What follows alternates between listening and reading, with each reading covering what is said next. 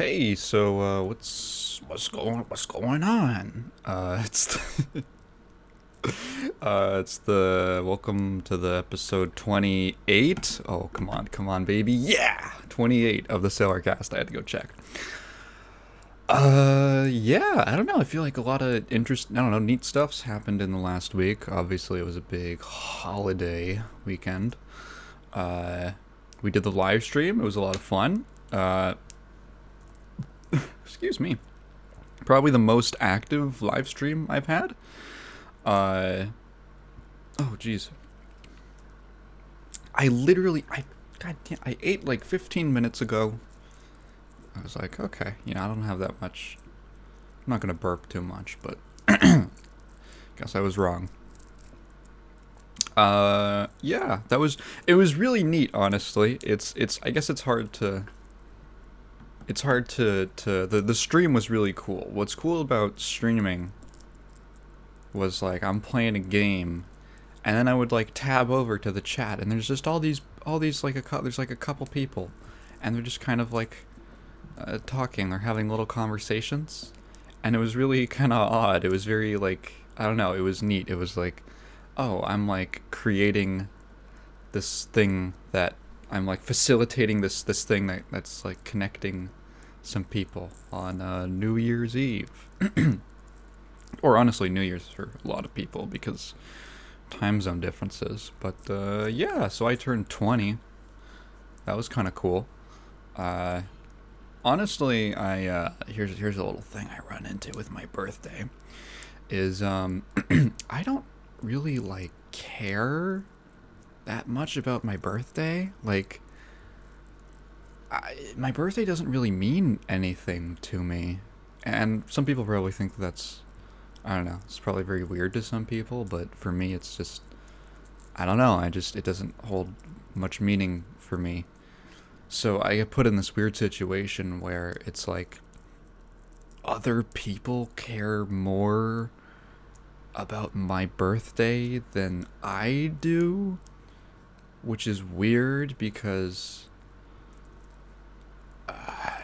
it's like about me, but it's really about them. It's really odd, and I don't know, it puts me in this weird situation of like, for me it really just feels like any other day. Like nothing really feels that special about it.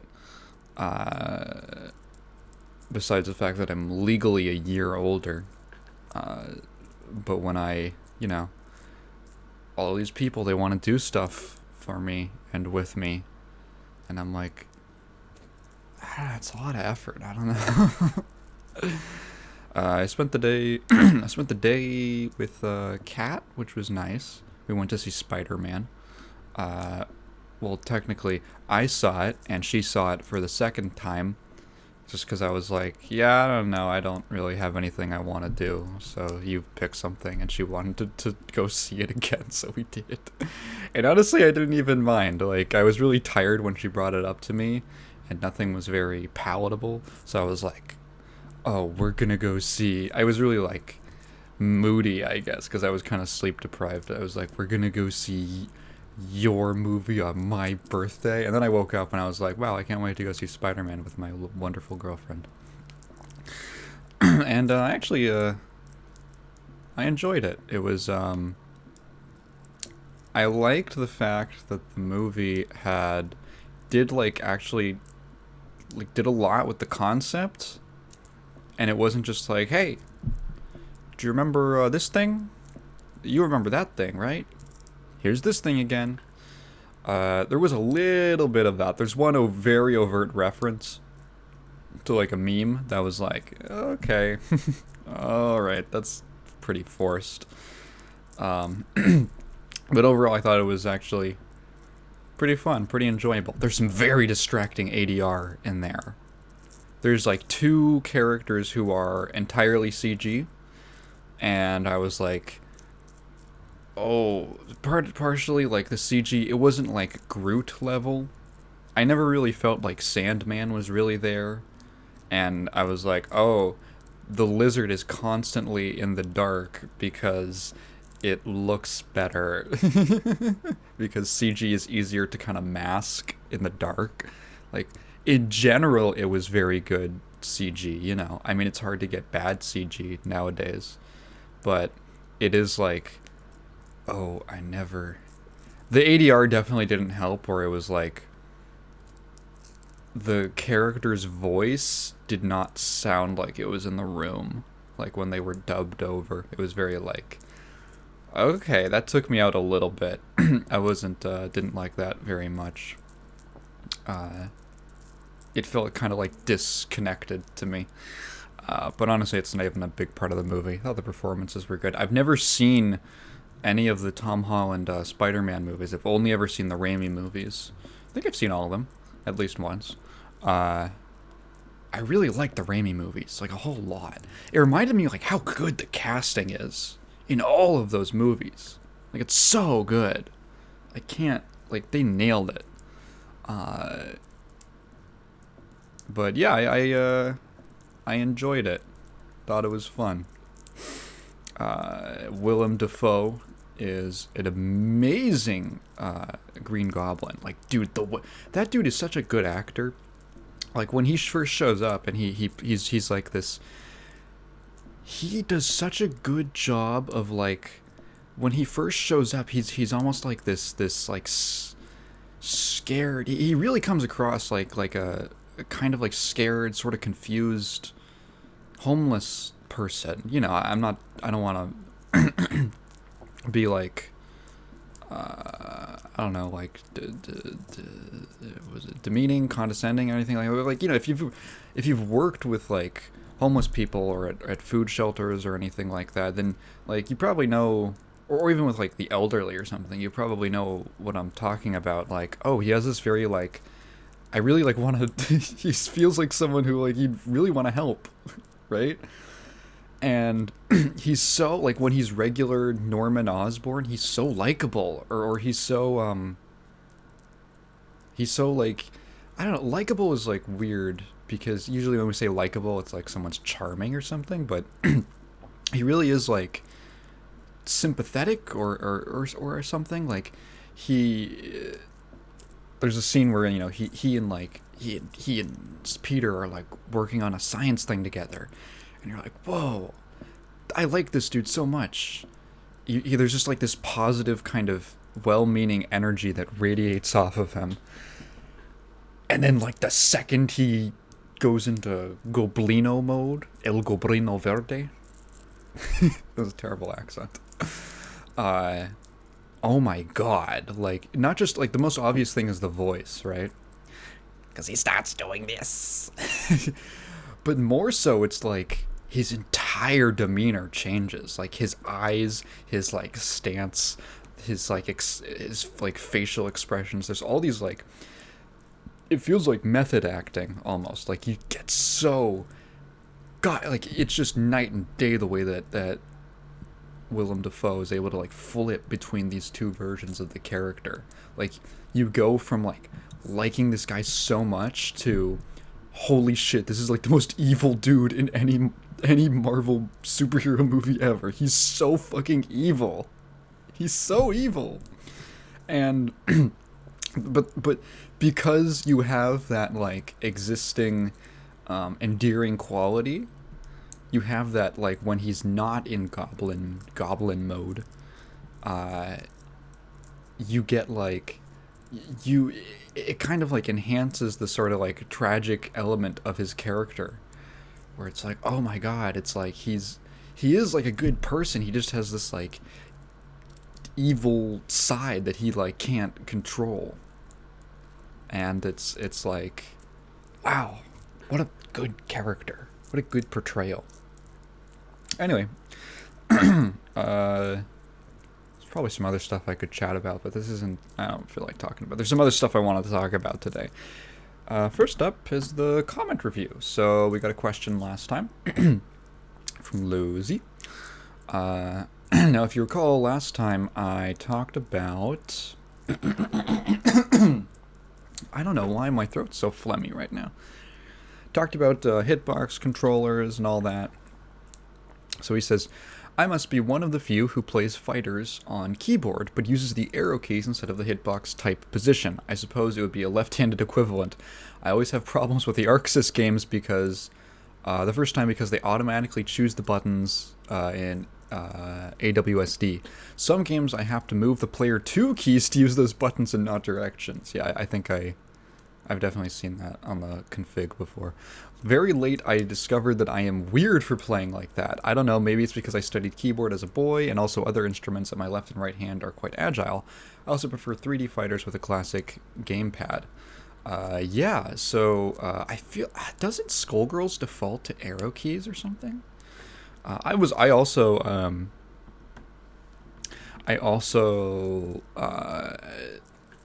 grew up on playing on keyboards, but I think I gravitated more towards WASD just because that was like the standard for a lot of PC games. And then I switched over to just replacing W with spacebar, which was a pretty easy conversion. I don't know, like, even how you would... Maybe like a cross-up, which you mentioned later on in the... if you wanted to switch to, like, a specialized controller, maybe a cross-up. You mentioned that later on in a second, but yeah. I mean, ultimately, it just comes down to whatever you're most comfortable with, and if it just so happens that happens to be arrow keys, so be it. But yeah, most people don't assume that's what you're going to be using. It's kind of like playing an FPS and having like inverted camera look. It's like, who are you, Hugo Martin?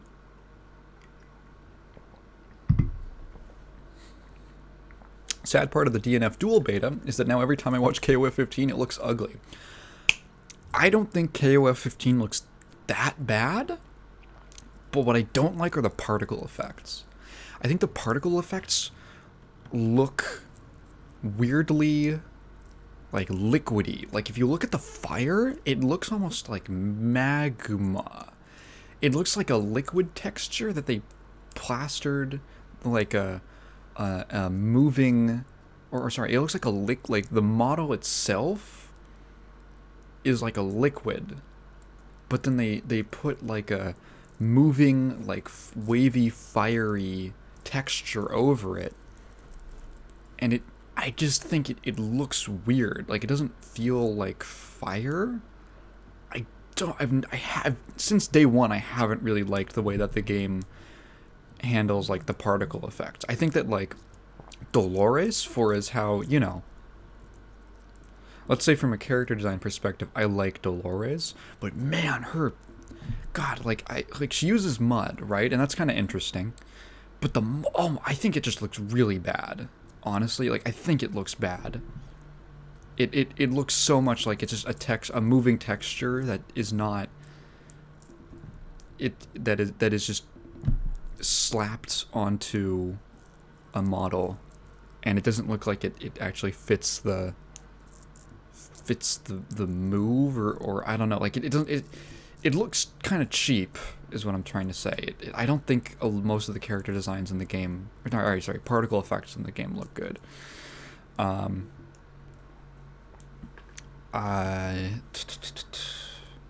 That's my biggest complaint. Characters who don't use a lot of particle effects, I think generally actually look fine. But like, man, watching Kyo gameplay is like, man, it's... I'm like, I wish this game had better looking fire or something like that.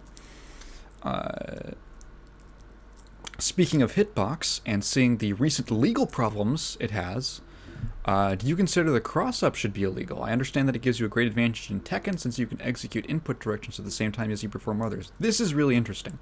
So I had not heard of this until you actually left this comment. Hitbox... So, if anyone wasn't aware, Hitbox is essentially just a specialized controller for fighting games. It's like an arcade stick, but instead of a joystick, you just have buttons to emulate like a WASD, except up is you hit it with your thumb. You just look it up. There's reasons for that. I explained it last episode, but generally that's what it is. So, Hitbox actually recently... So Hitbox is a brand. It's one of those like Band-Aid situations where it's a brand name that just kind of became the name for that product. So technically, like, I don't know, might call it like a fight box, or digital inputs. Though that's pardon me. Those are not like those are called hitboxes because Hitbox was the first one to be popular, and when other people made their own, or when because you can make your own, you can do a DIY hitbox pretty easily. People just call those hitboxes. Like I just called it a hitbox. So there was another company. So this legal thing is actually kind of interesting. There's another company called Junk Food Arcades, and they were making their own fight boxes. And Hitbox sued them for patent infringement or copyright infringement, saying that they had a patent to the hitbox. And when you look into it, what's really going on is so when you look at the patent, it's very weird because when you actually look at the components that make up a Hitbox brand controller, look at the components. The actual board it's a Brooks Universal PCB. The buttons are from Sanwa. The enclosure is, I don't even think, made by them. I'm pretty sure it comes from like All Fight Sticks or something like that. Really, the only thing that is actually proprietary about the Hitbox is the layout. It is where they decided to cut the holes in the top for the buttons to go in. That's the only thing that they have the patent to, is that layout. So they have a patent for it. And it's like, is that really defendable? Is that going to stand up to scrutiny? It's to me, it feels like... So like their argument is like, oh, we're like a small company. And they are a small company, to be fair. Just because they're the known brand doesn't mean that they're like huge. Like, just to be clear, like Hitbox is not a very large company. They have like one tiny warehouse in like somewhere in California, I think like LA or something. They have one tiny little warehouse where they ship all these things out from. And the founder and the creator of the company put like a lot. He went really out on a limb to get this company up and running. And he's basically saying like, you're infringing on our market. I put so much time into this. You shouldn't be able to do that. And honestly, like from a purely objective point of view, I kind of like don't really care that much. And I'll tell you why. That sounds very, I don't know, cruel, but like, it's just a box, right? This is like if you could patent the shape of a car. Maybe you can, but it seems like kind of silly, right? Like, I'm sure that like every car is like slightly different things. Maybe you can. Maybe if people know cars, I have a friend who's into cars. Maybe I should have asked him about that. But if it feels to me like that's a little silly. Like, is the shape of the car? Maybe in this case of a car, because of aerodynamics, it might actually be able to be proprietary. Let's go with a different example. If you could patent like the shape of, I don't know, like your pencil, like just a pencil. It's like, well, it's kind of just like graphite and wood. And, some tin or whatever you make for the little thing at the end, and some rubber for the eraser. Like, can you... It gets to the point where it's like, the thing that you, quote-unquote, like, did is so simple. It's like, should you really be allowed to own that? Because in a way, it kind of shuts down competition, because like there's only so many layouts you can have that are comfortable. Like maybe you can move something over by an inch, you can do this or that, but there's only so many layouts that you can have for buttons that are actually like comfortable to use. So I don't know. And it's like, if you don't want to innovate, then, like, yeah, like, Junk Food Arcades also isn't a huge company. Neither of these are big companies. But, like, like, I don't know. I just don't think that it really stands up to scrutiny. Like, the Hitbox has done some, like, kind of shady stuff from what I understand. They have, like, one thing called they have another product called the Smash Box, which apparently, I remember, like, seeing a video from the guy who supposedly, or he actually, like, approached, the Smash Box was essentially the same thing as a Hitbox, but built specifically for Smash, like, for Melee players, because obviously, the GameCube controller is a fucking nightmare, and things like hand strain, carpal tunnel are, like, very real things for, like, hardcore Melee players. So his idea was like, oh, I want to make something that's more comfortable, that does all the same functions, but it's more comfortable, and it's safer for your hand health. Because I know just from personal experience that, like, I was having problems with hand strain playing fighting games. And then I literally, all I did was move my keyboard so that I played with it on my lap, and I just used, like, piano hands, where they were, like, my hands were, like, over the keyboard, or, like, over the keys, not, like, resting on them, just making sure that my wrists weren't bent at an angle. I did that, and it immediately fixed my problem. So, like, just from personal experience, I know that, like, just changing the way that, like, your hands are, or, like, you know, your wrist, just like a little change in how your setup is, can have a huge effect on, like, it can just fix a lot of your problems. Like, maybe, like, damage that's already been done, it's probably not going to heal back, but you can prevent a lot more damage from coming to your hands just with, like, a simple change in the way that you use your controller. So he wanted to do this Smash Box thing, and he approached Hitbox with it because he thought that it was like, oh, this is a good way to, like, expand your market. And then basically he, from what I remember, he basically they went with, like, all these models that were, like, not actually good, like, not actually good for hand strain or wrist strain, and he kept, like, trying to communicate with them that, like, this is not, like, you can't be doing this, until eventually, like, I think he just left the project to make his own, and then they came out with, like, a totally new Smashbox that was basically, like, a copy of what he did. I was like, fuck, let me see if I can find that video. It was like,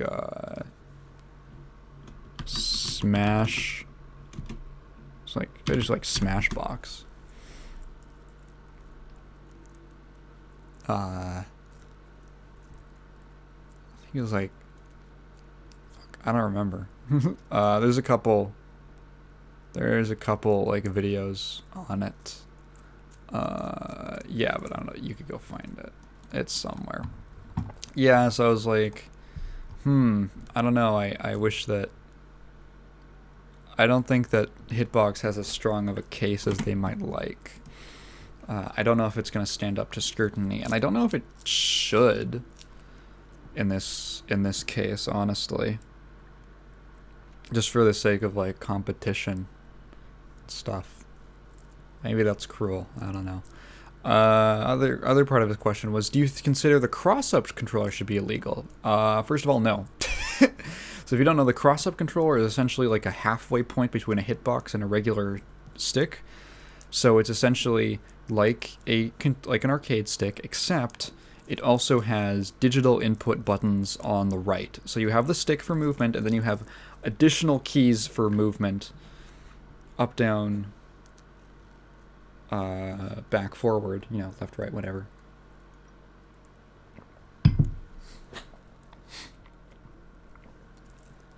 And it is like a halfway point between the two. Now, I've never used one, but from what I understand, it's actually kind of not as good as a hitbox. It's more so like a transitional point if you've been playing on arcade sticks for you to kind of get more comfortable using digital inputs. So I understand that it gives you a great advantage in Tekken since you can execute input directions at the same time as you perform others.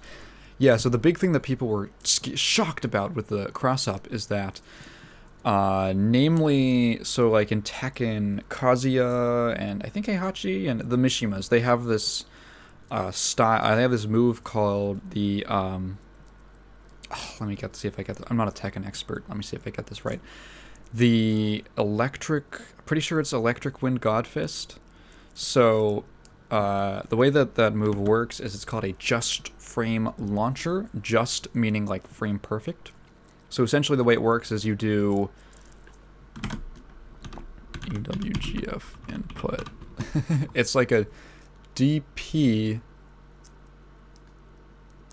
Yeah, so you hit forward. So it's the same as like a Dragon Punch motion where like forward down. It's like forward down forward. Plus the button, or forward down and then down forward, whatever. It's kind of the same thing. However, after the first forward input, you actually have to let the stick return to neutral. So it's forward, neutral, down, forward button.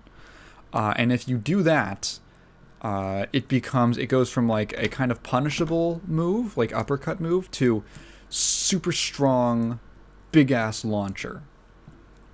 And that's called the. Pretty sure that's what that is. So that's where it gets the electric part. That's where it becomes electrified. The electric wind god fist. So on a cross-up, so this is kind of considered one of the execution barriers for playing the Mishimas in Tekken. However, with the cross-up, you can just do it super easily, like just banging them out one after the other because of the digital inputs.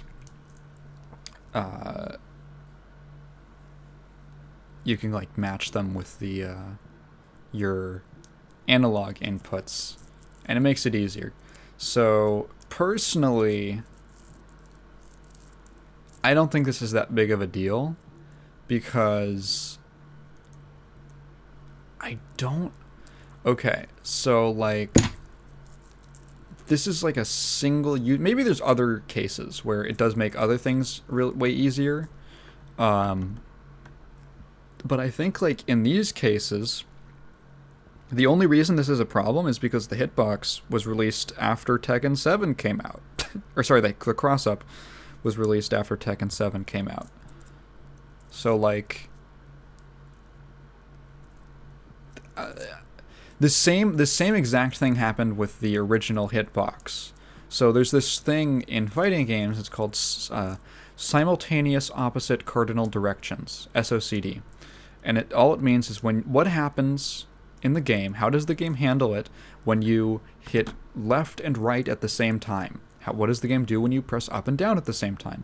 Because on most controllers, like a pad or an arcade stick, you can't do that. It's not physically possible. However, if you're using a keyboard, if you're using analog or digital inputs, and this was a problem with I'm sure with keyboards well before the hitbox, but it only came to prominence because the hitbox was something you could like take to tournaments. So like, what happens when you hit two opposite directions? And in the worst cases where it wasn't accounted for, you could end up with things like, you can block and then also be inputting like a Dragon Punch motion, which requires you to press forward. So just like silly things that kind of let you break the way the game was supposed to be played, and did give you, honestly, if you played certain characters, a real advantage because you were just able to do things that you shouldn't have been able to do. And you know what happened is within like a year or two, every game that came out after the hitbox was a thing got patches or got released with parts of the code that accounted for SOCD. So pretty much every game now that you pick up, if you hit, they'll have something in the code that says like, if you hit backward and forward at the same time, you will always get one direction. You'll always get backward, you'll always get forward. A lot of games do like you just neutral. They just cancel out. It doesn't even register. Same thing, honestly, with the cross up. Like, all they have to do is put in some. If they want to keep that execution barrier, all they need to do is keep some, or put some, something in the game accounting for it. Like, I guess it's not as simple as just like when two opposite directions are pressed, but like they could obviously do something, or they could design it in a different way. There's also definitely a conversation to be had about whether or not that kind of an execution barrier is even like valid. I think it is, but some people would disagree with that. Yeah, I think that it's just like, I guarantee you, or I have a very strong feeling that any fighting games released in the upcoming years they already have some kind of a thing. Like, if it's even a problem, I feel like there isn't even that many cases where the cross-up is that much of a problem. But if it is, then they probably have things that account for it. And I think, the cross-up's been out for, like, 2 years now? And there hasn't been any, like... Here's the thing. You aren't seeing cross-up players dominating the tournaments, right? It's still stick, it's still pad, it's still, increasingly hitbox now. These, if it was actually that good, I think you would be seeing it a lot more. It's kind of like almost the case for wobbling in Melee, right? Like wobbling, it's like, oh, ice climbers get one grab, and then if they're properly desynced, or I don't even think they have to be desynced, I think you actually just have to hit pummel in like a certain rhythm. You just get an infinite like beatdown off of a grab. So like you get a kill because then you just throw, and you just throw them once they're at like 300% or whatever. And there's this discussion around like, oh my god, like that should wobbling be banned? And the counter argument that I always see is like, well, you're not seeing wobbling. You're not seeing ice climbers are not top of the meta. Like, they're a fine character. I think they're considered mid-tier, but like the fact that they have a guaranteed kill off of a single grab is not enough to make them viable, or it's not enough to make them top tier, which is, I think, very telling. And there's all these, like, Iron Man's infinite in Marvel 2. It's like, without the infinite, he's a kind of mediocre character, but with the infinite, he's pretty good. She's pretty good, just because of like the guaranteed damage. Otherwise, he's not viable. And of course, there's a thing of like, well, he should have been designed differently so that that's not the only way that he can be viable. And I agree, but also the game's not going to get any. You have to look. You got to play it where it lies. All right, you can't. You got to play the game as it is, not how you want it to be or how it should be. I complain about Zappa and Plus R all day, but at the end of the day, I gotta deal with them. I fucking hate Zappa. Anyway, yeah, it's pretty much like, I don't think it's actually that big of a deal as some people make it out to be. I think a lot of people in the FGC are just very alarmist with like, oh my god, you gotta ban that. You gotta ban that. It's been that way ever since, throws in Street Fighter 2, where you would get punched in the head. Didn't Daigo have a story about, like, he got a knife pulled out on him in a Japanese arcade because he kept throwing people? He was like, deal with it. Why don't you deal with it? And then take the throw, bitch.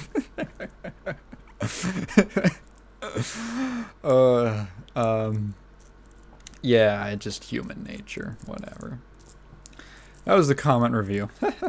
I want to talk about, there was something very interesting from IGN. The top 100 video games of all time. This might be the rest of the episode. I have no idea. So the last time they did this list was in 2019. This was posted on literally last day of 2021. And it's interesting. I want to be clear. I have not read this yet. I've read, I think, the first 3 entries or 4 entries. And I said, I want to talk about this on the podcast. This is going to be a treat to go through. I want to preface this by saying, please do not use this as any kind of an excuse to go on Twitter and harass IGN staff. I think that we can be allowed to clown on some very silly opinions or clown on some takes without having to resort to harassing people. We can stay in our corner. We can stay in our little corner and have a little giggle, but just know that, like, having an opinion about a video game does not warrant constant harassment. Right? It doesn't warrant anything. Anything like that. So we can have fun. Like, let's just keep it fun. Okay. So, IGN's top 100 games list encompasses the best of the best throughout history, spanning generations of consoles, PCs, handhelds, and more. I swear to fucking God, if M.U.L.E is not on this list, I'm gonna throw a hissy fit. Our list saw a major update back in 2019, and since then there have been several games released that deserved to be added. Very curious. Just as importantly, we looked at the totality of the top 100 as it stood and asked ourselves a few key questions. This led to some beloved games dropping off and other games we previously missed being added.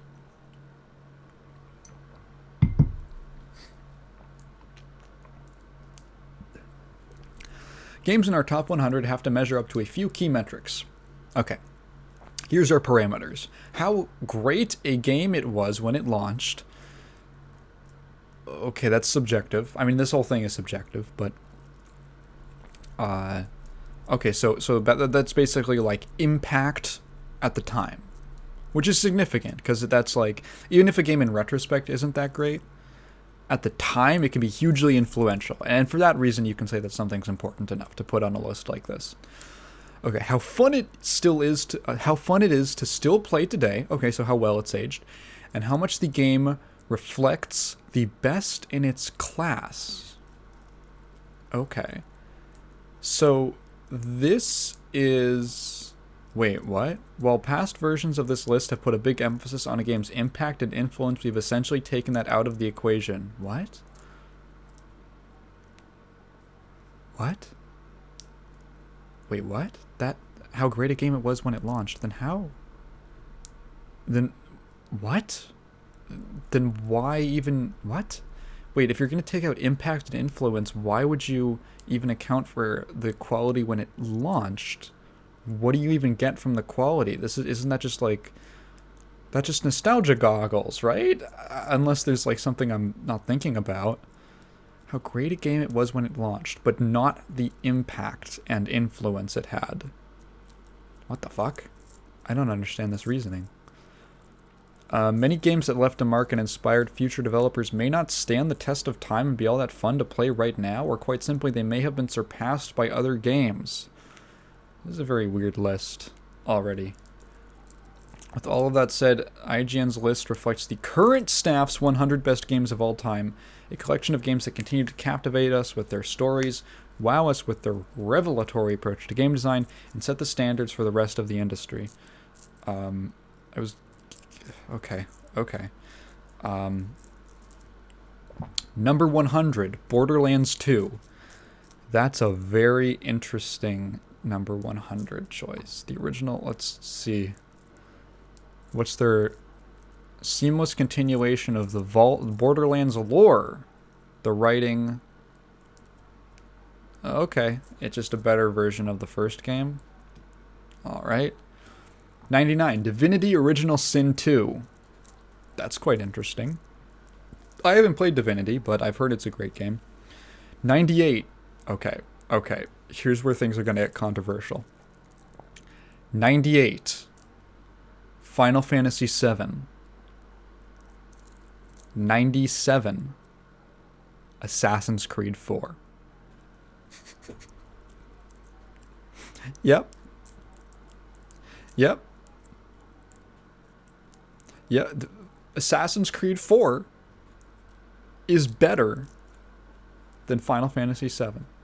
What's the reasoning for 7's kind of low placement on the list? It's a landmark JRPG for a variety of reasons, but many of its achievements have now been lost to the winds of time and technological progress. Why does it matter? Why does that matter? Okay. Okay, most of the looks like most of the detail for 7 is positive, except that its achievements have been lost to the winds of time and technological progress. So Assassin's Creed 4 is better than Final Fantasy 7. And Divinity Original Sin 2. Oh boy. Oh baby.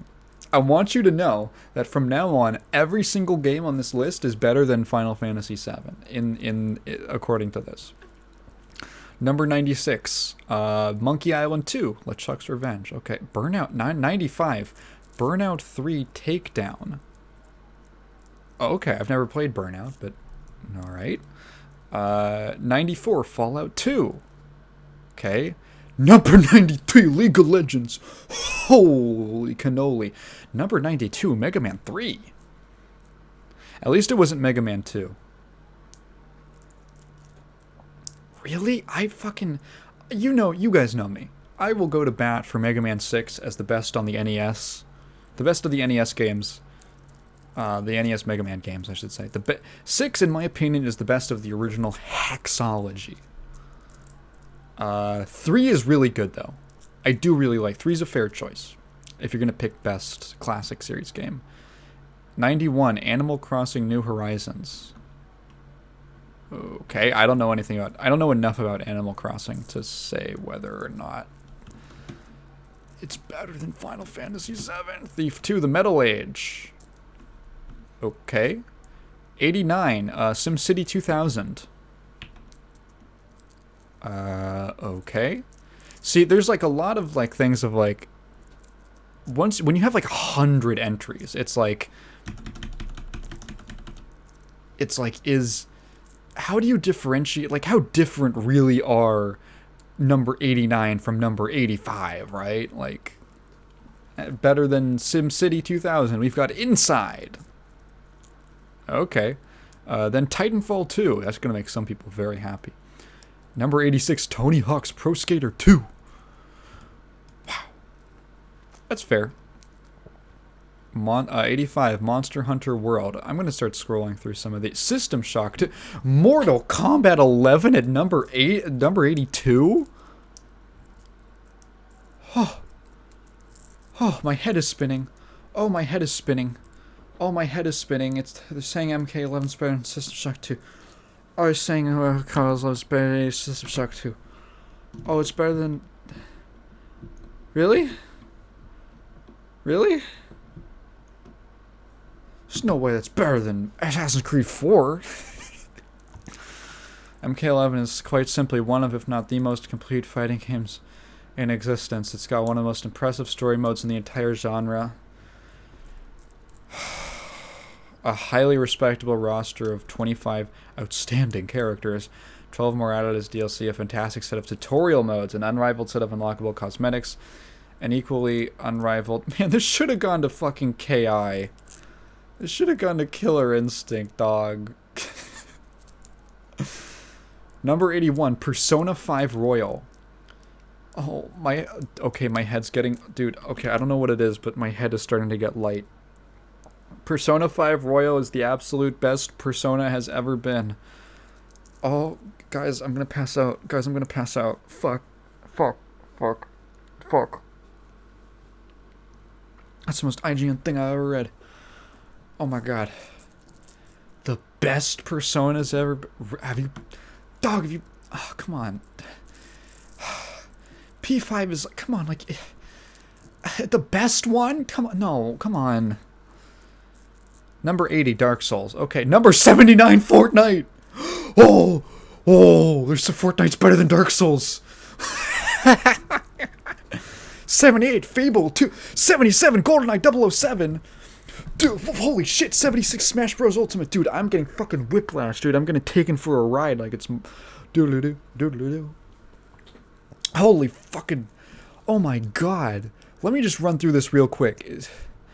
GoldenEye in fuck, you're breaking your own rules. The first rule, the first sentence of the GoldenEye entry is, in 1997, GoldenEye was a revelation. Not only was it a more than decent movie tie-in, but it became the blueprint for console first-person shooters.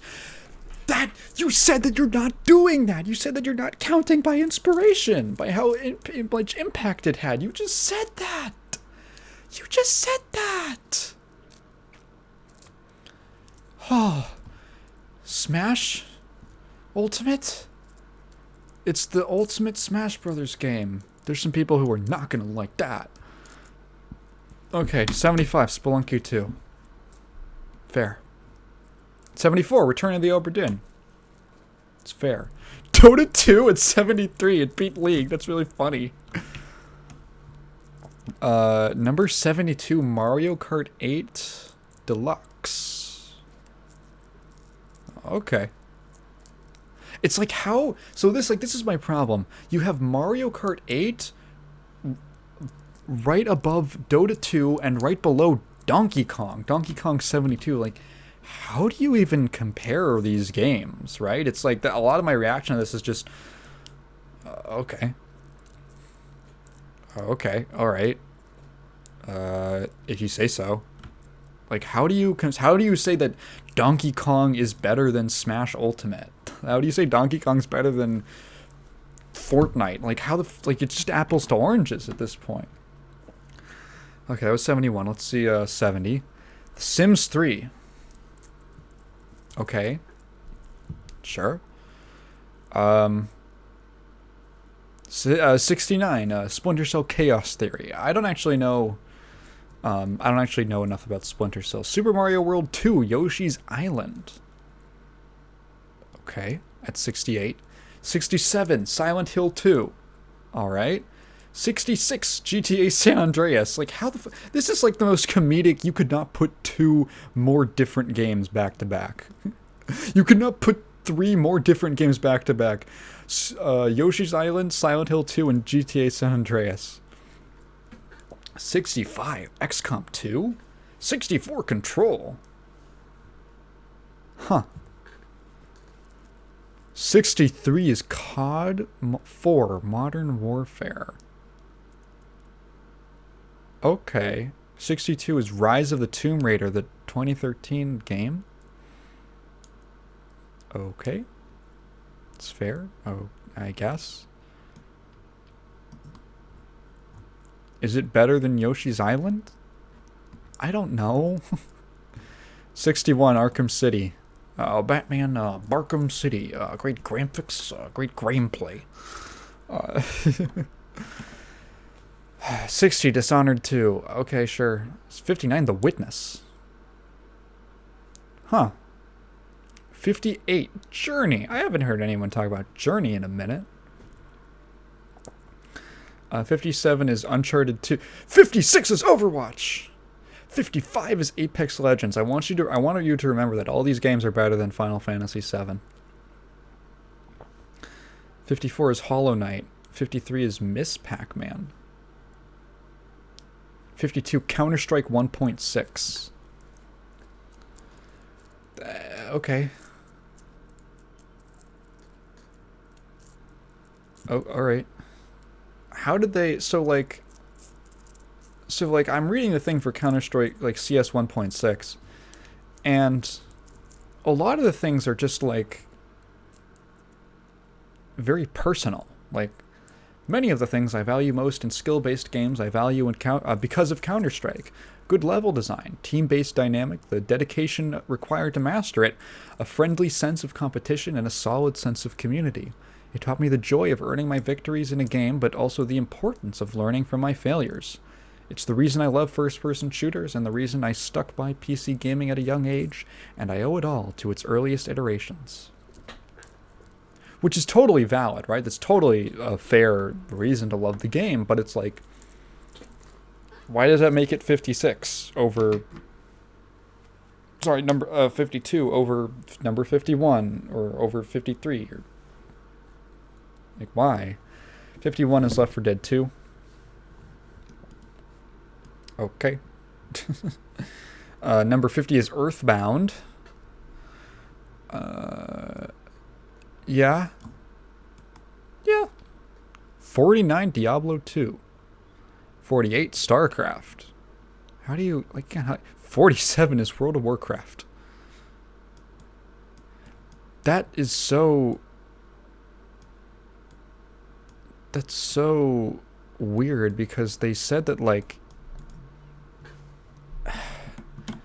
that's so weird. They said that it's not based off... part of it is how fun is it to play today.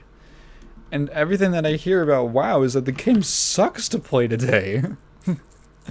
Number 46. Star Wars Knights of the Old Republic. I'm gonna be honest, I played, I think about halfway through KOTOR. I didn't like it that much. It was fine. It was pretty okay.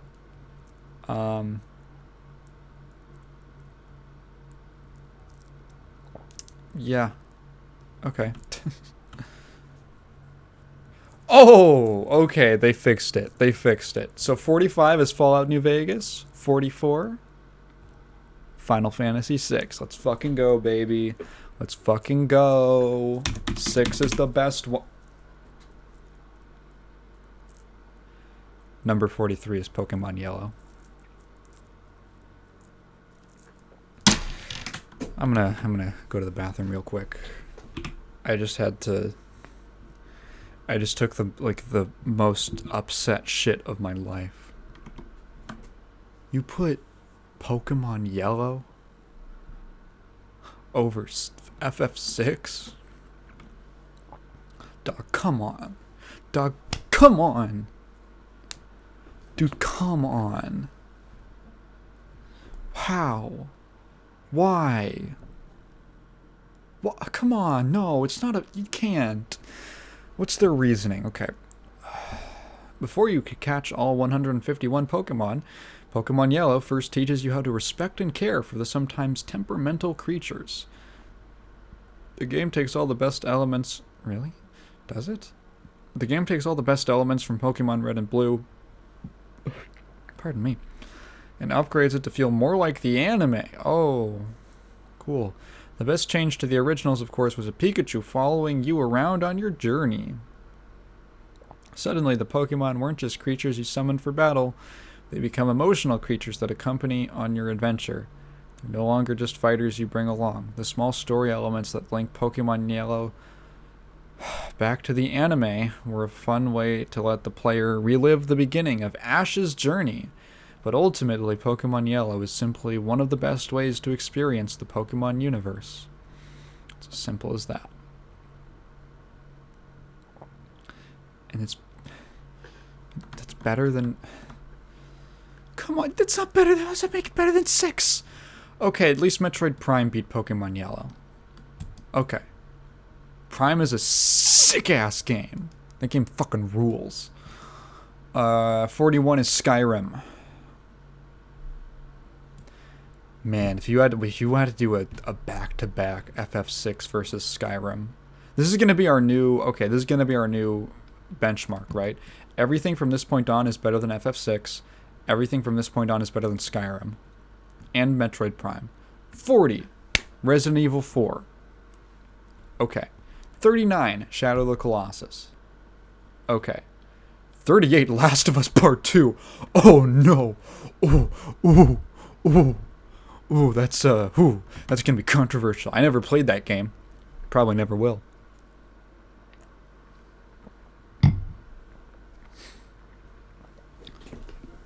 But man, that's gonna be that's gonna be very controversial. 37 Red Dead Redemption. Okay. 36 Metal Gear Solid. Okay. Fair. 35 Sid Meier's Civilization 4. Okay. 34 Ocarina of Time.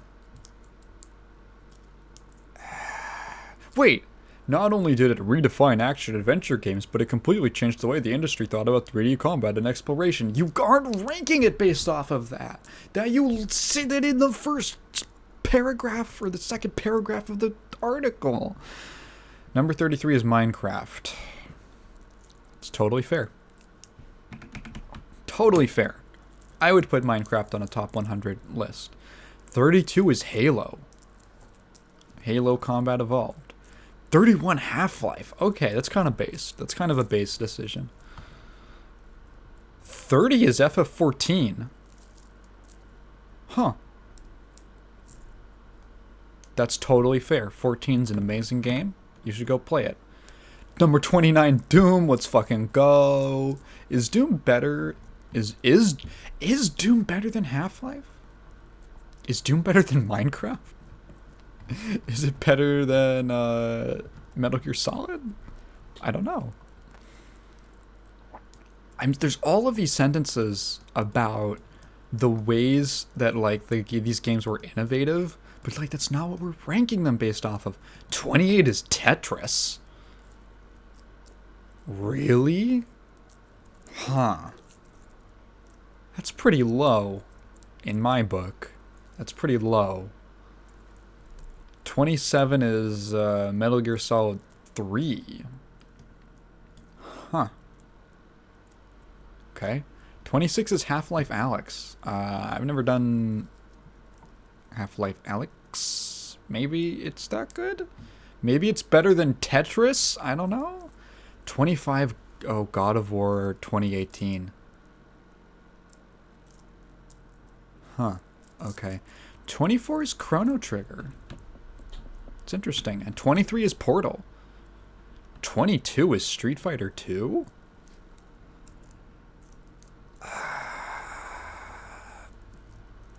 See, this is the problem. It's because, like, they explicitly said it's not based off of influence or impact. And I think that, like, when you look at Street Fighter 2, like, is Street Fighter 2 the best fighting game ever made?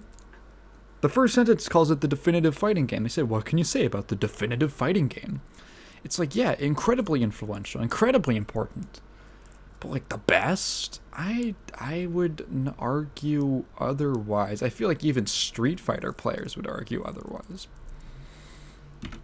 21 is Smash Brothers. The original? Okay. Oh, Mario Brothers. Pfft, I'm too stupid. I thought it smashed. Super Mario Brothers. Okay. And better than Super Mario Brothers at number 20 is Undertale. And better than Undertale is Bloodborne. And better than Bloodborne is BioShock. Really? That's very interesting. Last of Us is at number 17. Witcher 3 is at number 16. Why do I feel... Ooh, we're getting to the top 10. Why do I feel like... do I know where this is going? Is this just going to be big blockbuster games? Number 15, Halo 2. Okay.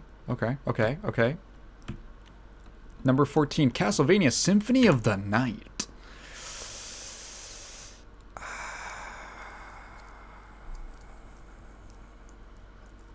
I have a lot of mixed opinions on Symphony of the Night. I think I've talked about it on the podcast before, but I have a lot of mixed feelings on Symphony of the Night. It's a very interesting game. I do think it's a masterpiece. I don't know, I've heard a lot of people say that, like, What's the one on the GBA? It was in the Advanced Collection. Harmony of Despair? One of those. It's one with Soma.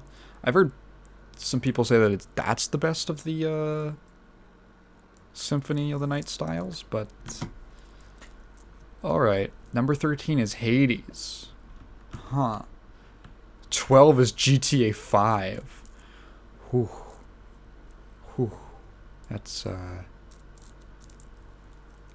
I don't know. There's some clashing opinions there. 11 is Super Mario Brothers 3.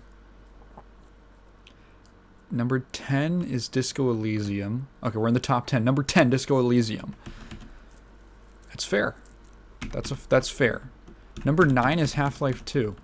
Okay, it's fair. Number 8 is Red Dead 2.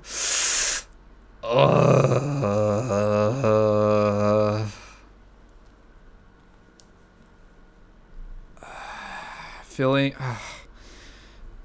RDR2 combines Rockstar's most authentic and lived-in open world ever with its most earnest storytelling to date, filling in the gaps with an astonishing array of deep systems and nearly endless emergent gameplay opportunities. There's...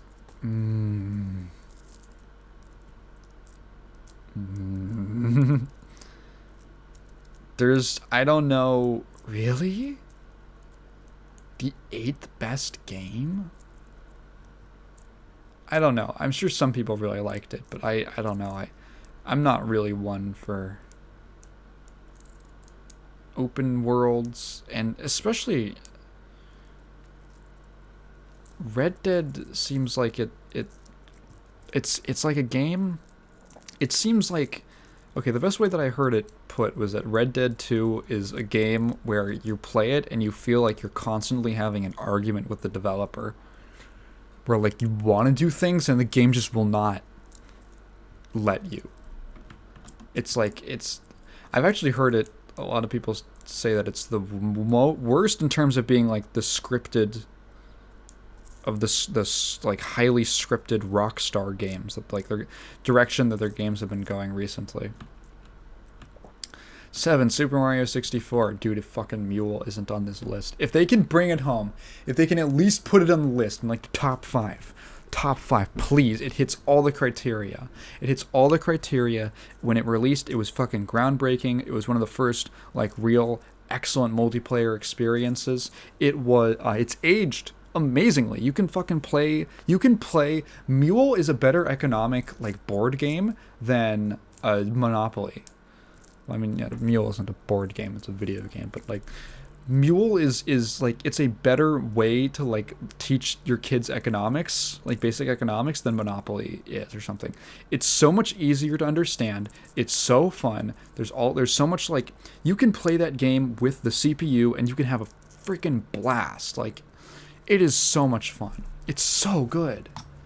It's aged so well, it was so good when it came out. It's so fucking influential. Number 6, Mass Effect 2.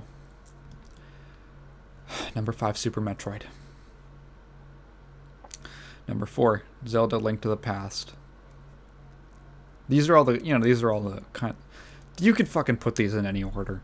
Number 3, Portal 2. Okay. I'm so scared. Number 2. Super Mario World. Fuck, what do I think number 1's gonna be? Persona 5. I really liked hanging out in Japanese high school with my anime friends. Fuck, what would number 1 be? We've already done Ocarina of Time. We've already done Mario. We've done fucking Tetris. We've done Half-Life 2. We've done... what else? Like, all the we just did Super Metroid. What else is left? We did Symphony of the Night. All the obvious picks. What's number 1? Are you fucking serious? Oh, it's Breath of the Wild. Really? Okay. The game's been out for like, when did that fucking game come out? Breath of the Wild. When did that game come out? 2017. There's been like no time.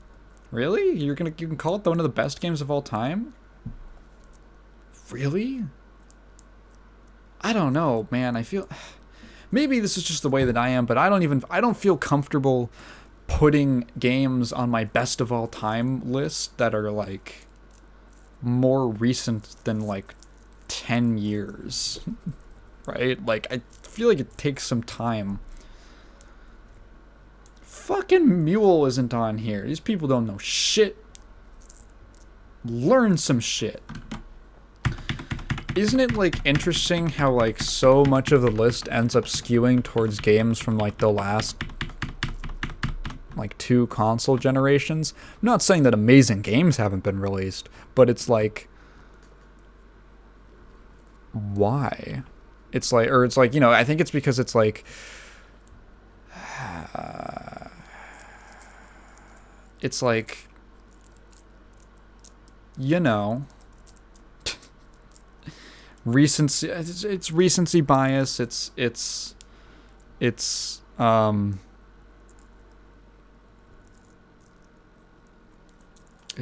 know, recency bias. It's trying to, what's the word I'm thinking of? It's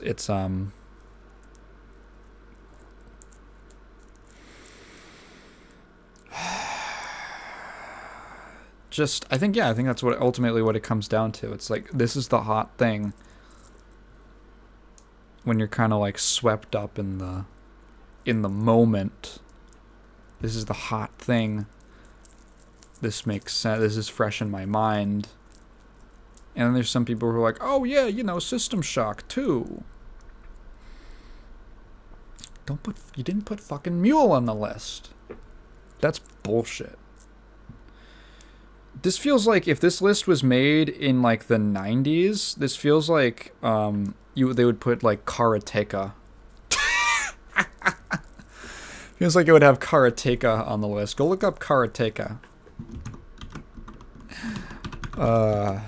They would say something like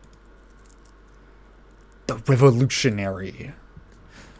It blew my mind when I was a kid. The revolutionary animation techniques. I think Karateka is an interesting game. It's very like its own thing, but yeah, I would never put it on a top 100 of all time.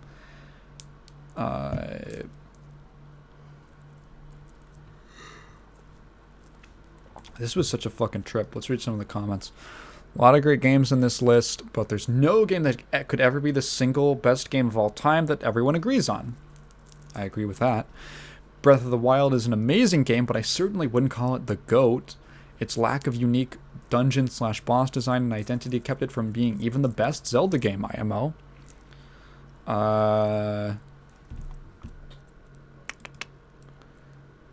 Someone replies, the only game I think can realistically be called the greatest game of all time is Minecraft. Not only is it the best-selling game of all time, that is not a real argument, but its cultural impact is enormous. That is an argument. And its impact on future game development is unparalleled.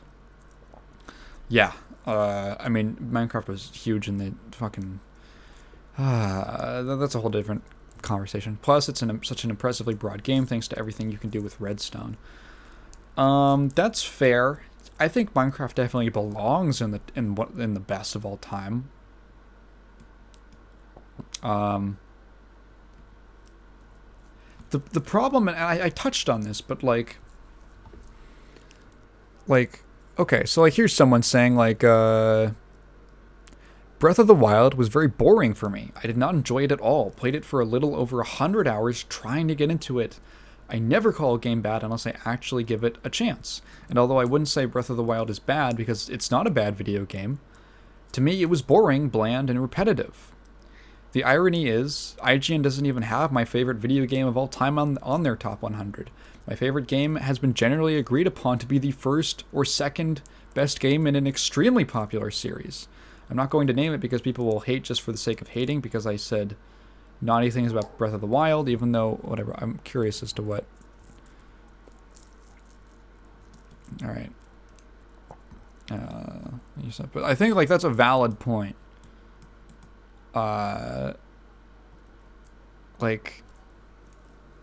Like okay, at the end of this is the problem with like any kind of list like this.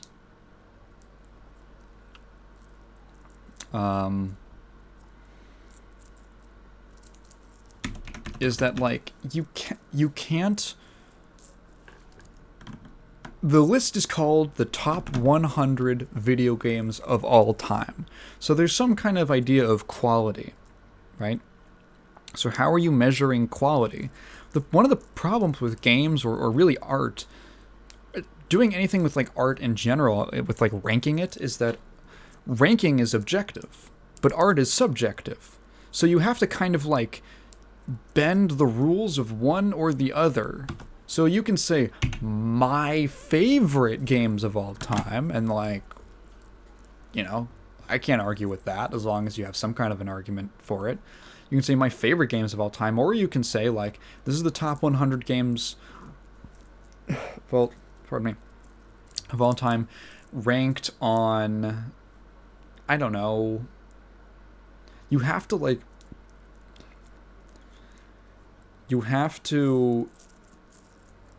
make games more objective than I think that they are. I've talked about this before, but I think that games as a medium are actually much more similar to music than any other medium. I think that games, like the way that people enjoy or the way that games fit into people's lives is a lot more similar to music than something like film or television or books or theater. And like music is so subjective. It's literally just like, does it clicks with my brain. Like sometimes you play a game and it just clicks with you, right? So like for instance, like them, like let's look at the top 100. Like let's look at let's see if we can find any commonalities. So Breath of the Wild at 1.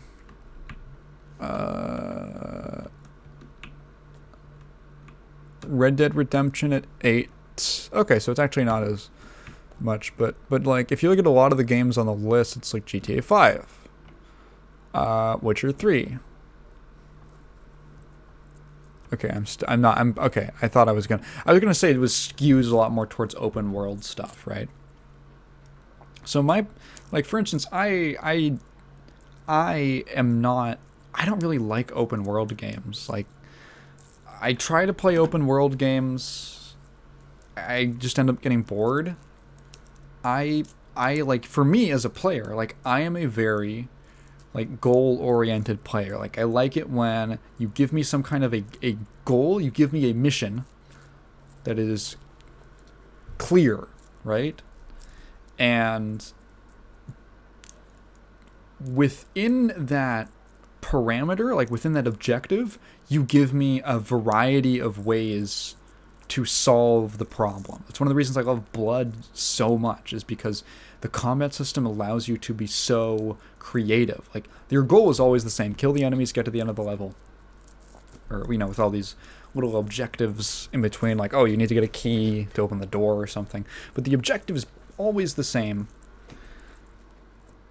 The objective is always the same, but the way that you get to the objective is really up to you in a lot of cases. You do have the freedom to be experimental with the way that you use weapons, with the way that you, like, you know, you toss the dynamite around the corner, the way that you, like, switch between weapons to, like, hit stun and then shotgun and then blah, blah, blah, blah, blah. All this stuff to get to your goal. That is the type of game that's really exciting to me. One of the reasons I love Tetris so much is that you have one goal. It's just get score, just get points. Make rows and get points, right?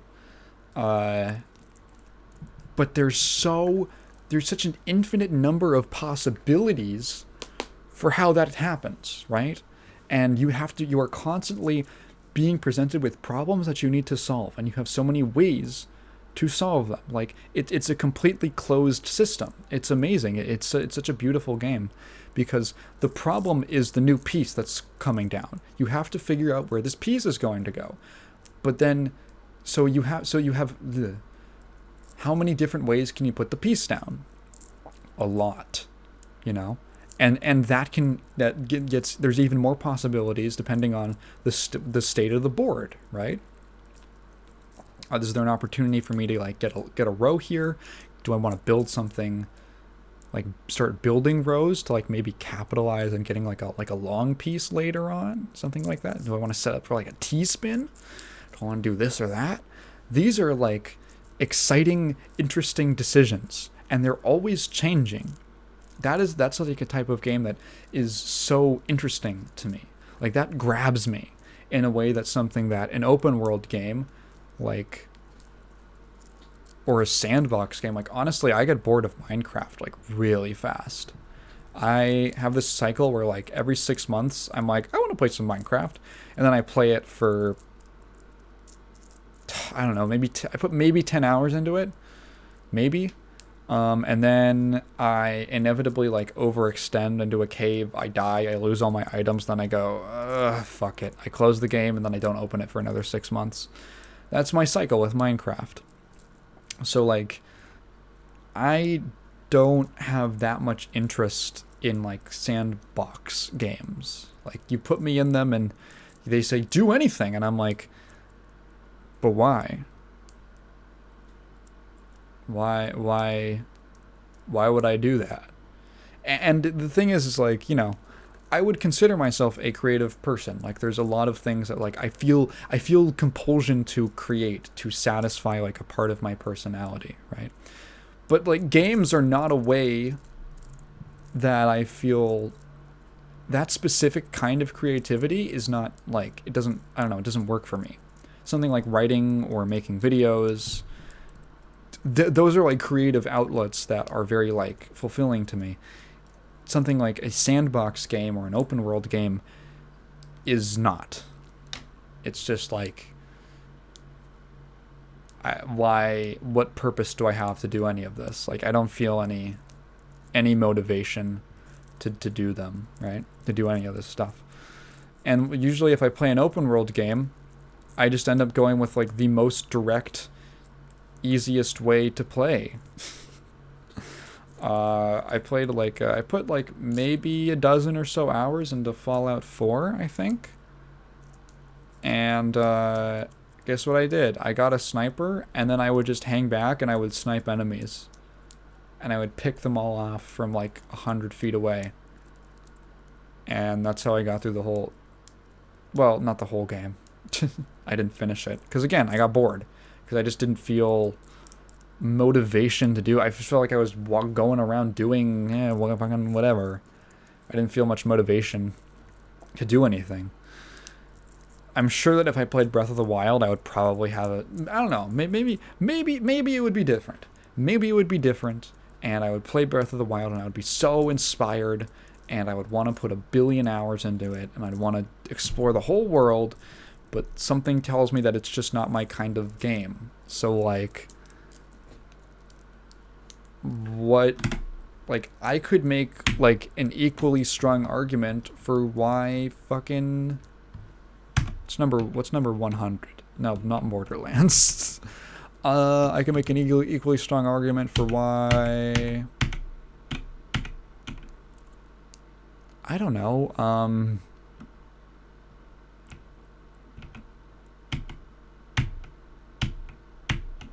just jump through this list quickly. Frickin' FF6, right? Metroid Prime. I could make equally strong arguments for those games. I can make arguments. I just made an argument for Tetris. I could make an argument for 14. I haven't gotten through all of 14, so I can't say anything. I could make an argument like that for Doom. Blood's not on the list. It's kind of whack. Yeah, this list is pretty whack. it's got some like decent picks, but like it's like at the end of the day, it's like how do you even compare some of these games? How do you say that? Hades is better or worse than GTA 5? They're right next to each other on the list. How do you say that? GTA 5 is better than Minecraft? How do you say that it's better than Star Wars KOTOR? Like how? Let's read some more comments. I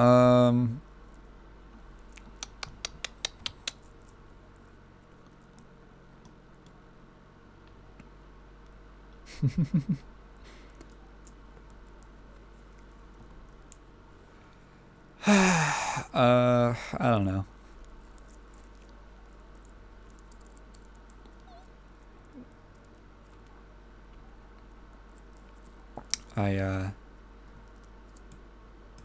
Oh yeah, someone says, I realize a lot of the higher-ups at IGN grew up with Nintendo, so there's a lot of nostalgia associated with their games, but 4 out of the top 5 seems a bit much, no?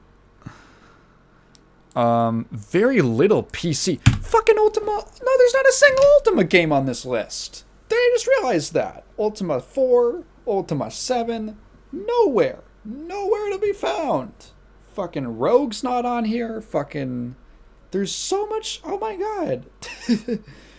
Oh, I'm remembering all these games are coming back to me. No, what the fuck? Goddamn. Oh, you're telling me fucking Assassin's Creed 4 is better than Ultima 4? You fucking get out of here. Get out of here. Get out of here. No, there's stuff that's better.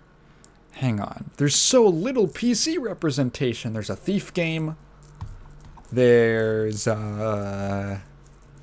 System Shock 2.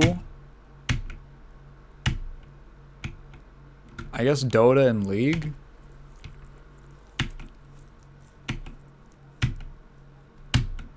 Holy crap, there's like no PC representations. Counter-Strike 1.6, World of Warcraft,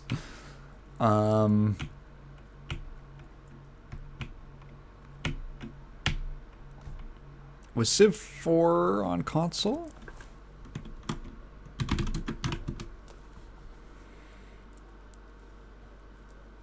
No, it was, okay, so that was PC. No, Minecraft's on console. I still kind of think of Minecraft as a PC game. Half-Life. Okay, Half-Life. That's, and Half-Life 2, of course. Man, it's criminal how little actual PC representation is on this list. Again, like no M.U.L.E, fucking no Ultima, no, there's not a single Dragon Quest game on here. This list is so whack.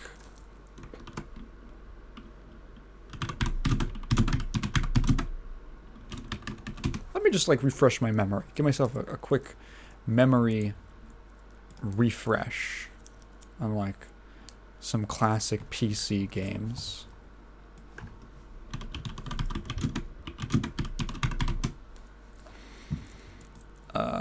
Quake's not on there. Grim Fandango. Myst isn't on there. Quake 3. I'm just like running through things that like you could have totally... I mean, come on. Fucking AC4 is on the list. You can't justify Quake.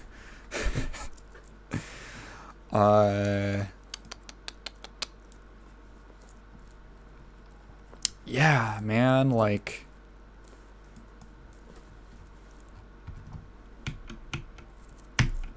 Is Oddworld on here? Was Oddworld, Oddworld's a... That was on PlayStation, wasn't it? I'm just looking through, because there's, oh my god, like the Deus Ex! Deus Ex isn't on the list! The heck? What the heck? What the heck, Deus Ex? XCOM 2 is... I'm actually not a huge fan of the original XCOM. I think it's kind of slow. It's just me.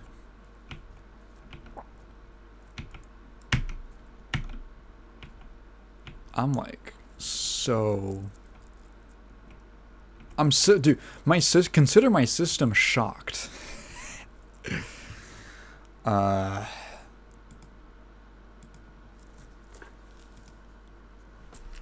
Yeah,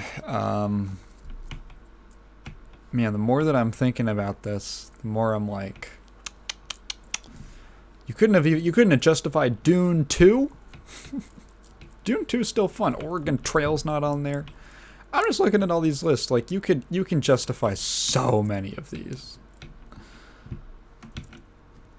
Right? Like, it's not even funny. It's not even funny how huge of a blind spot there is with, like, I mean, like, you can see just these, like, inherent, like, right? Like, you can see, like, these are games that, like, I see them, I'm like, dude, of fucking course you would put this on a top 100 of all time. Of course. But, like, from someone who just has, like, it's clear that, like, the IGN staff just doesn't have a lot of people who are up on, like, PC gaming history, right? There's a couple well-known ones, but for the most part, it's, like, very lacking. Like, there's so, like, it skews so heavily to consoles.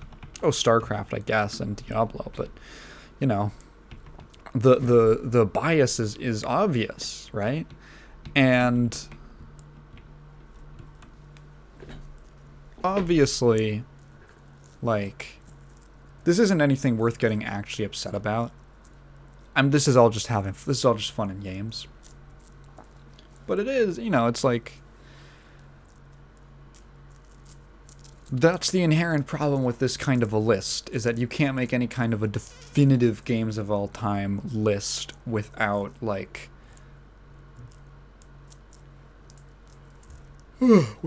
actually, I don't know, like, if it's gonna be of all time, actually be of all time.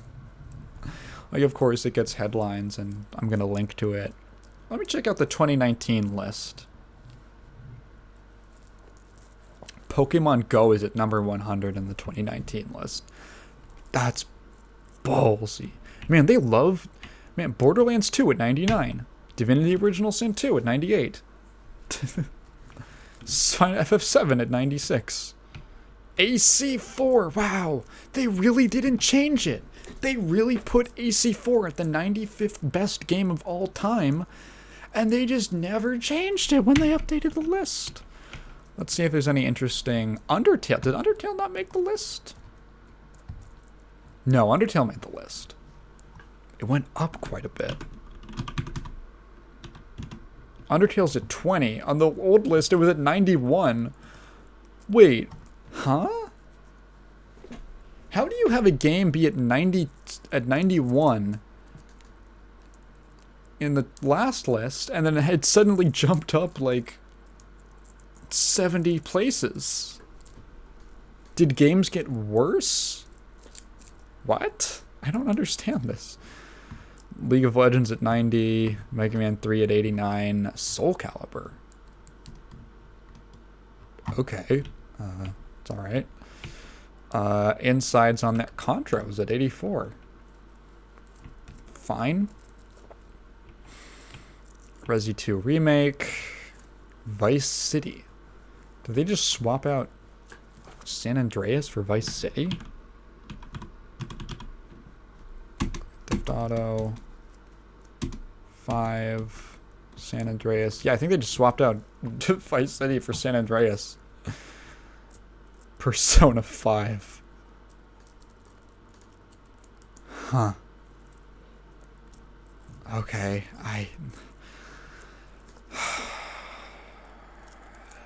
okay.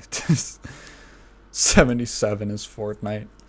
Fable 2, 76. Yeah, I'm just gonna speed through this. Anything that really catches my eye. Suikoden 2, 71.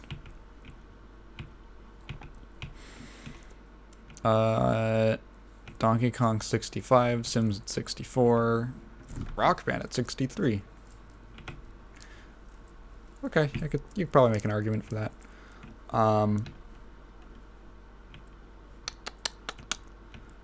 Silent Hill 2. Oh, San Andreas is also on this list. So they didn't just swap it out. They just took out Vice City. Okay. Witness, Journey, Uncharted 2, Overwatch at 50. Deus Ex is on this list. Wait, was Deus Ex isn't on this? Why would you take Deus Ex off of the list? Why did you take it off the list? Baldur's Gate 2? I'm noticing like a little more PC. Counter-Strike 1.6 is still on here. Diablo 2, StarCraft, WoW at 40. KOTOR, New Vegas, FF6 at 37. It's actually higher. It went down? Mass Effect 2 at 36. I never realized how awkward Shepard's head looks in the cover for Mass Effect 2. Pokemon Yellow at 35. Okay. Let's just kind of go through. Civ 4 still on there. Ocarina of Time at 25. Minecraft at 24. Halo at 23. Half-Life at 22. So it's kind of going in the same direction. Last of Us at 20. Doom at 19. Where was Doom at up here? Doom was at like... It was in the top 10, wasn't it? No, it wasn't. Where was Doom? 29? How did... Doom went down. Chrono Trigger, Portal at 17. Dark Souls at 16. Street Fighter 2 at 15. I debate that, but okay. Symphony of the Night at 12. GTA 5 at 11. Do you think GTA 5 is better than San Andreas? Red Dead at 9. Half-Life 2 at 8. Tetris at 7. Mario Brothers at 6. Breath of the Wild was at 5? Wait. What was at 1? Super Metroid at 4. Portal 2 at 3?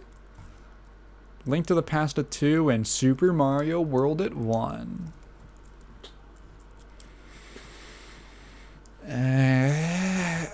Wow, how so? But Super Mario World went down on the list. This is so bizarre. I mean, again, like it just shows the subjectivity of this entire concept. Because it's like this is the current staffs. I don't know. This whole deal is silly. I just thought it was kind of interesting. Oh, okay. My voice is getting kind of tired. I guess this really is just going to be an entire thing of just me ranting about IGN's silly 100 games list. Again, like, don't harass anyone over any of this. I gotta stretch over any of this. It's obviously just their opinion. It's just like when you throw, I don't know, over a dozen people's opinions into a blender, it just comes out into this extremely inconsistent mush. Would you believe it? Like, I'm sure if like any one of these single writers or staff members were to write like their own top 100, top 50, top 20, top 10 best of all time list, they would all make they would obviously be very different. But they would make more sense, right? Like, it makes no fucking sense to put AC4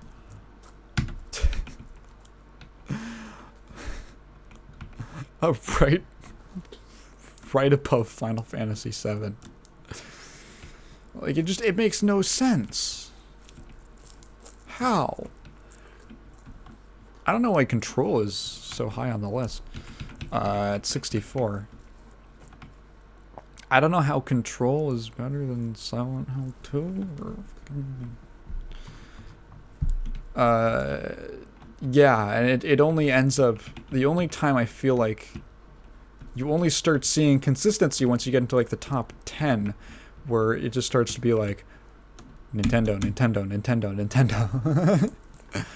Nintendo, Nintendo, Valve, Nintendo, Nintendo,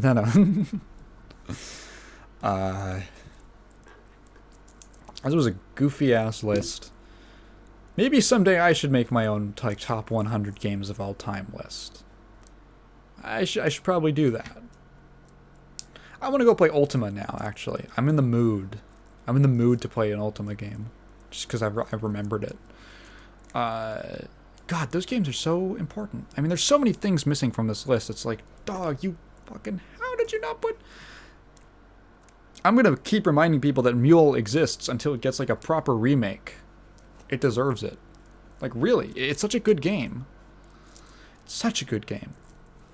Seriously, like, go play M.U.L.E, like, get an emulator, go play M.U.L.E, sit down with your family, fucking have a blast. It's actually so fun. It's so primitive, but it's so fun, and like, it's so deep, and it's deep while being simple. It's one of my favorite kinds of games, honestly, right? One of my favorite kinds of games. If you, thank you for listening. If you've made it this far, thank you for listening. Thank you to everyone who has been enjoying all the stuff that I'm putting out. Thanks to everyone who's supporting the whole channel on Patreon. That's really cool. As I speak, I have 3 patrons, which is like super rad. I don't know. It's great. It's cool to have people supporting me like that. It's really nice to just feel like, you know, people who just honestly like what I make. It's great. If you have a question, leave it down in the comments below. It has to be phrased as a question, or else I'm not just gonna read your thoughts out loud.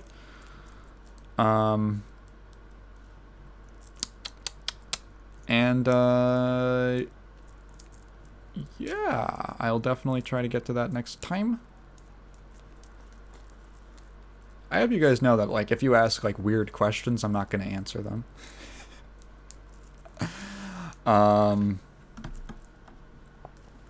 Yeah, anyway, thank you very much. I'll be back next time. Bye.